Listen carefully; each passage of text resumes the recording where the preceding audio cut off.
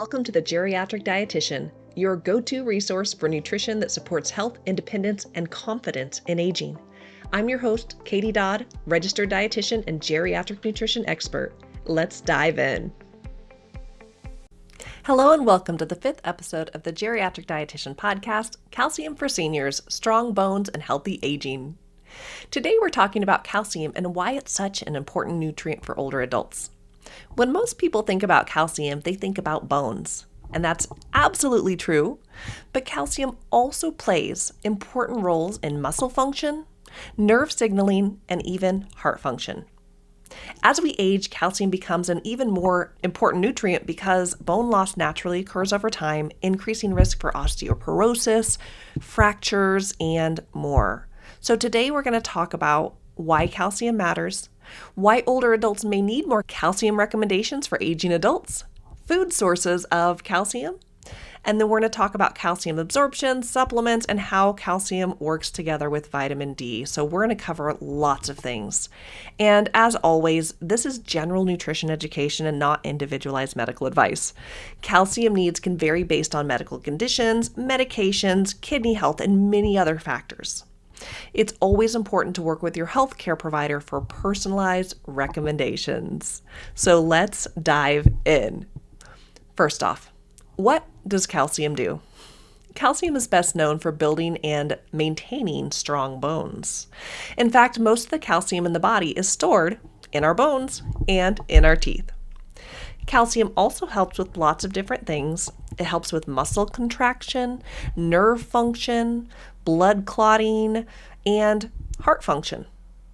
Because calcium is involved in so many important body processes, our bodies can work very hard to keep calcium levels in the blood stable. If we don't get enough calcium from food, the body may pull calcium from the bones over time. This is one of the reasons why long-term low calcium intake can contribute to weaker bones, especially in aging adults. So let's talk a little bit about why older adults are at a higher risk for deficiency of calcium. So first off, bone density naturally decreases with age. We talked about that in our second episode on the podcast, how we see loss of bone mass with age.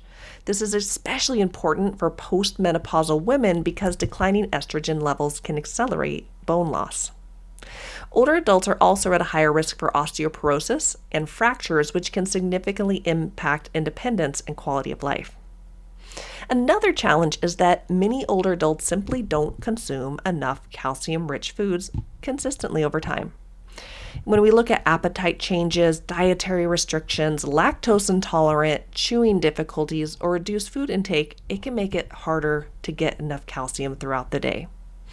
And in some cases, vitamin D deficiency can also affect how calcium works with bone health. And as we mentioned before, calcium and vitamin D really do work hand in hand. They're really important nutrients together. So let's talk about recommendations. Calcium needs increase for many older adults compared to younger adults. For most adults age 19 to 50, the recommendation is around 1,000 milligrams per day of calcium. For women over age 50 and men over age 70, the recommendation increases to about 1,200 milligrams per day. Again, these are general recommendations. Some people might need individualized guidance depending on their health history, medications, conditions, and anything that might affect calcium balance. So more is not always better when it comes to calcium supplementation, and we'll talk about that in a minute. Let's talk first about foods that are high in calcium. So food sources of calcium, I feel like the food group that's most popular for calcium is dairy, and this is a very great source of calcium. This includes milk, this includes yogurt, cheese.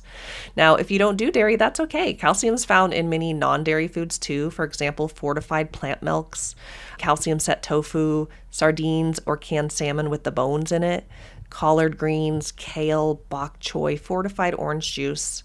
So one thing I like to remind people is that calcium intake adds up throughout the day. It doesn't have to come from one giant serving. Even smaller amounts of different foods throughout the day can help someone meet their calcium needs. So let's talk about how calcium and vitamin D work together. Vitamin D helps the body to absorb calcium. So even if someone is getting enough calcium, low vitamin D levels, which we talked about in our previous podcast episode, can make it harder for the body to absorb and use that calcium efficiently.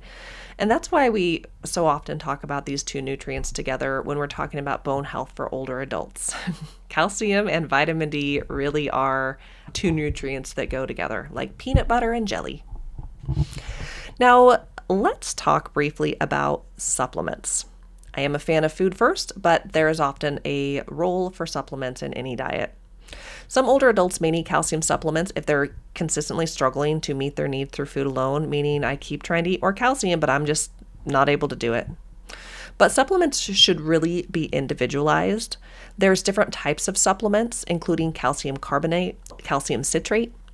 Calcium carbonate is generally absorbed best when taken with food, while calcium citrate may be better tolerated for some people and can even be taken, with or without food. Now, more is not always better. Taking excessive calcium supplements can increase risk for certain medical issues and complications in some individuals. And this is why it's always important to discuss supplements with your healthcare provider. In general, again, food sources are always preferred whenever possible. As dietitians, we always advocate for food first, but there are always situations that we need to consider. So if you have to take a calcium supplement, it's definitely not end of the world. So let's wrap things up for this episode. To recap, calcium is essential for strong bones and healthy aging. Older adults are often at a higher risk for bone loss and fractures. Calcium needs may increase for many older adults. Dairy and fortified foods are major calcium sources. Vitamin D helps the body absorb calcium, and supplements should always be individualized. Now, before I wrap things up, I kind of want to talk a little bit more about if you are in the group in the category of I don't do dairy. Because again, when we talk about calcium, the big go-to tends to be dairy, right? I know I shared in the last episode that I'm deficient in vitamin D. I do have to take a supplement for vitamin D. Now, something that can impact my own calcium intake is the fact that I am lactose intolerant. I became lactose intolerant when I was in high school, so I've been lactose intolerant for most of my life. So this does impact my ability to eat foods that are high in dairy and therefore high in calcium. So what I do in my situation is I am fortunate enough that I can take an enzyme called lactase. Lactase, the brand name is Lactaid, but this allows me to, I take this pill with my first bite of dairy and I can eat dairy. I actually really don't limit my dairy intake at all. I eat quite a bit. I don't like milk, but I'm able to get, yogurt, cheese, all the other things while having my Lactaid. Now, I know some of you listening, you might be allergic to dairy or you might be lactose intolerant and you're like, Katie, lactase doesn't work for me. You also might be someone who just the foods that you prefer to eat, you don't really prefer, like how I don't prefer milk. You just might not prefer dairy. Or maybe you follow an eating pattern where you are someone who is vegan or even a vegetarian who doesn't eat dairy products. And if that's you, again, I shared earlier how there are plenty of other foods that have calcium. I think in those situations when you can't have dairy, you do have to be more mindful about your diet to make sure that you are getting your nutrients through food alone. And again, supplements, talk to your doctor about supplements. There's been lots of research over the years with calcium supplements, and I'm not always a fan of going to those if we don't have to. So just rest assured that even if you are like, oh, I always think of calcium as being dairy. Dairy is a great source of calcium. I actually love dairy products for older adults. There's a lot more than just calcium, especially when it's fortified with vitamin D, protein, fat. There's all kinds of great things when it comes to milk and dairy. But I just recognize that not all of you listening can have dairy, and that is okay. So I'm going to wrap up this episode. I want to thank you so much for listening to the podcast. I hope that you found a lot of value from this episode. I hope that you'll join me next week. If you found this podcast helpful, be sure to subscribe. If you're watching this on YouTube, click the follow, click the subscribe, share your comments below. And thank you so much for listening to the podcast. I will see you next week. Want simple nutrition tips to support healthy aging?